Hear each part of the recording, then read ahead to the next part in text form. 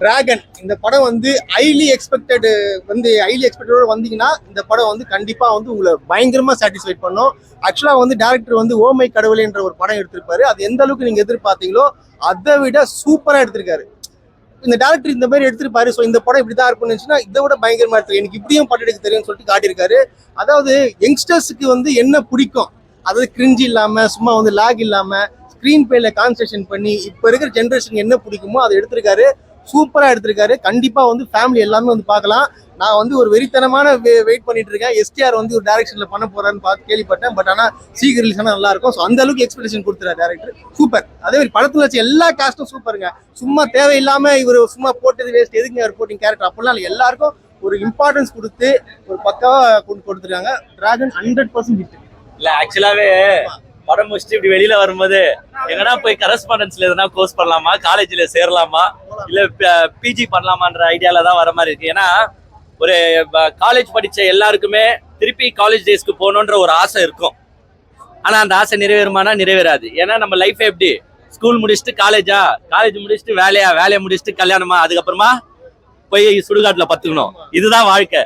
But இங்க வந்து ஒரு வித்தியாசமா ஜானர்ல எடுத்துட்டு போயிருக்காங்க.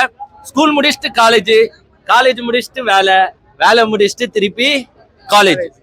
ஸோ அந்த லைஃப்பை பார்க்கும்போது நல்லாவே இருக்கு. நம்மளுக்கே இப்போ இந்த படத்தை பார்க்கும்போது நம்மளும் போயிடலாமா, காலேஜ்ல போய் சேர்ந்துடலாமா, படிக்கலாமா, அந்த மாதிரி ஒரு ஆசையை உருவாக்குறாங்க.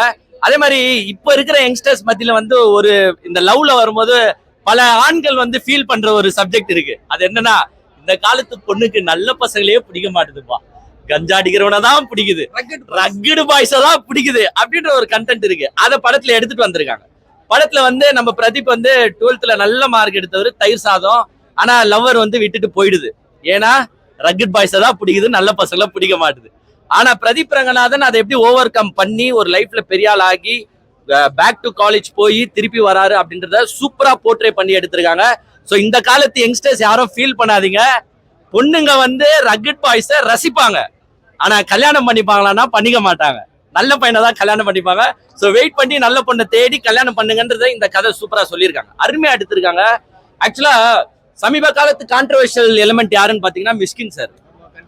எங்க போனாலும் கெட்ட வார்த்தையில பேசி 7:30 கூட்டிடுறாரு. நான் கூட அவரை இங்க பார்த்த உடனே பயந்துட்டேன். ஆஹா, எதனா கெட்ட வார்த்தை பேசி இங்க எதனா 7:30 கூட்டிட்டு வரான்னு. அருமையான ரோல் மிஷ்கின் சார்.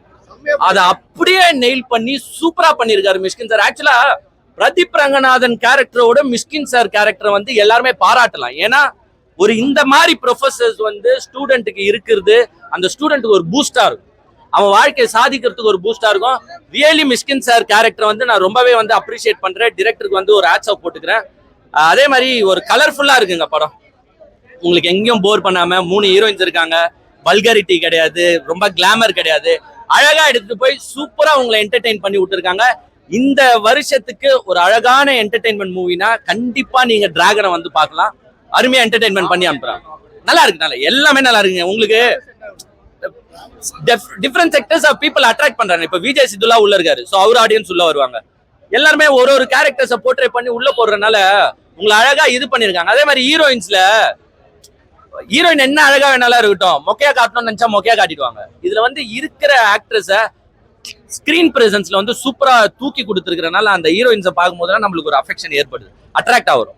அந்த அளவுக்கு சூப்பரா பின்னி எடுத்திருக்காங்க. எல்லாருமே கிளம்பி நீங்க எல்லாரும் இப்ப உடனே காலேஜுக்கு போங்க, எங்களா போய் படிங்க.